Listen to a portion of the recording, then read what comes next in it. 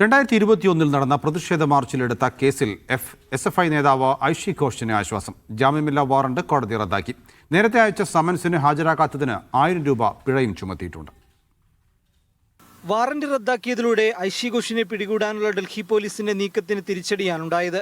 Delhi police നടപടിക്ക് പിന്നാലെയാണ് ഐഷി ഘോഷ് ഇന്ന് പട്യാല ഹൗസ് കോടതിയിൽ ഹാജരായത്. ജുഡീഷ്യൽ ഫസ്റ്റ് ക്ലാസ് മജിസ്ട്രേറ്റ് വിജയശ്രീ റാത്തോഡാണ് വാറന്റ് റദ്ദാക്കിയത്. കോടതി ഇടപെടൽ ആശ്വാസമെന്ന് ഐഷി പ്രതികരിച്ചു.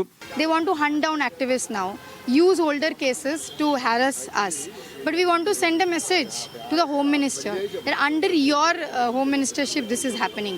That under his ministry, why is such open Gundaism going on by the Delhi police? 2021 ഡൽഹിയിലെ ബംഗ്ലാ ഭവനിലേക്ക് നടത്തിയ മാർച്ചിലെ കേസിലാണ് അറസ്റ്റ് ചെയ്യാൻ പോലീസ് നീക്കം നടന്നത്.